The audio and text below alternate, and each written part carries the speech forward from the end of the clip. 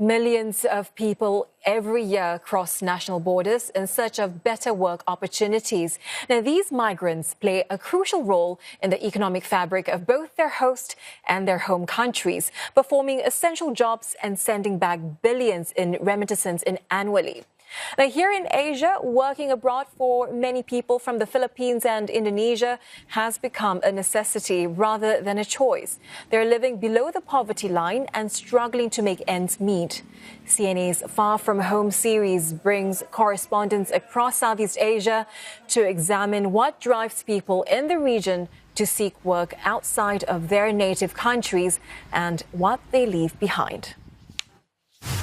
And for more, we're joined by CNA senior correspondent Nivell Rayda, speaking to us live from Jakarta. Nivell, it's good to see you.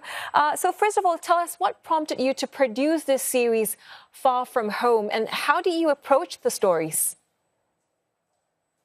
Well, the issue of migrant worker has always intrigued me, particularly since I live in Indonesia, which is a major migrant worker-sending country.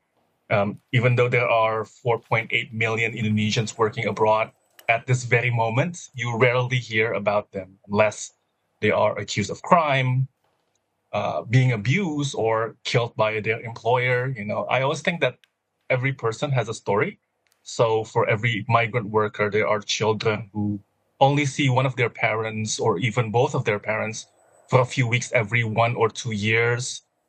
For people who have never traveled home more than a few kilometers from their village, the culture shock of having to live in a foreign country that are vastly different from their own must be overwhelming.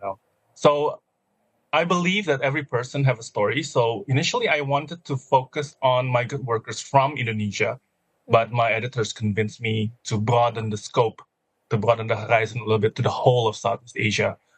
Just because Southeast Asia has sending countries like the Philippines and Indonesia, but also receiving countries like Singapore and Malaysia.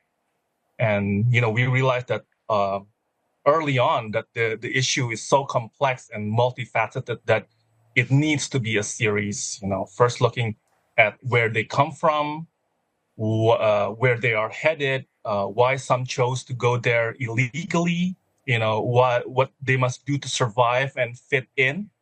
Because a lot of the times, they're sending half of what they earn abroad to their family, which is barely enough to survive, given the rising costs, the cost of living in the host countries. And lastly, what happened when they return and have to reintegrate back to their original society? Because a lot of the times, people who have been away for extended periods of time, like 11 years or 10 years, they just suddenly develop an accent, which they get teased a lot. So there's always a chance of reintegrating back to their original society after the migration. And we also realized that the project is so massive that, we need to get a second correspondent, which is my colleague, Rashvin Bedi, who lives in KL. Yeah, it sounds like a massive project, right? And these are very compelling stories of migrant workers who are trying to find better lives for themselves and their families. We understand that you produced 6 text stories and 3 web videos for CNA Digital. Yeah. What stood out to you the most from the interviews you did with the migrant workers? Well, we interviewed migrant workers in Indonesia, the Philippines, those working in Hong Kong, Taiwan. And what I can say is that their story is universal. You want what is best for your family. And there's this one woman in the Philippines, and she lives right next to a landfill. The only work available is to be trash picker. She has 5 kids. She is the second oldest of 14 siblings. So she's kind of the backbone of her family. And so when a chance to become a domestic worker with a salary of $400 a month, she jumped at the chance.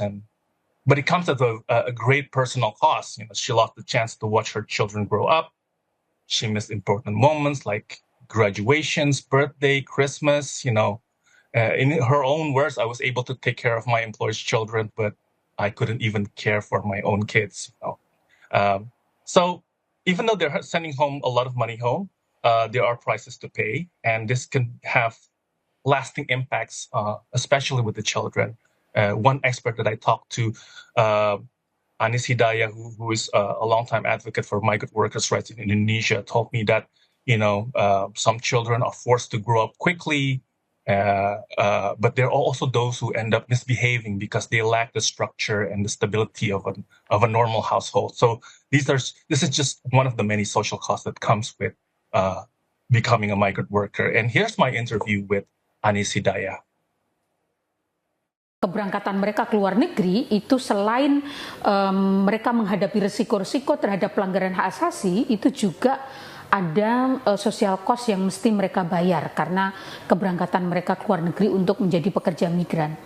Kemudian anak-anak itu rentan mengalami masalah di lingkungan sosialnya, di sekolahnya. Di sisi yang lain problem-problem yang juga dihadapi, terutama disintegrasi keluarga ya, suaminya menikah lagi karena dapat kiriman rutin uang dan lain sebagainya, sehingga dalam proses itu terjadi perceraian gitu ya dan lain sebagainya.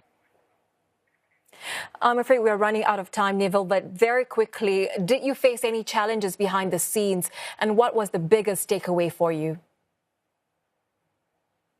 Well, for workers who are now away working in another country, they are more cautious about what they say. Some are even reluctant to be interviewed. So that is one challenge, especially for my colleague Rashfin, who is in Malaysia, one of the receiving countries. But when they're at home, they are free to express how they feel, which is a blessing for me. But it's also presenting another challenge because there's just not enough space to fit all the harrowing stories that I have heard from them. But it has been very rewarding. There are people online who thank us because all this time they never knew what these migrant workers have to go through, even though they see them every day. So I hope, like in a certain level, that we can promote some understanding, a better understanding of what they go through. And so that has been the rewarding part. All that hard work definitely paid off, Nivell, and thank you so much for sharing these very important stories with us. That was CNN senior correspondent Nivell Rayda, live from Jakarta.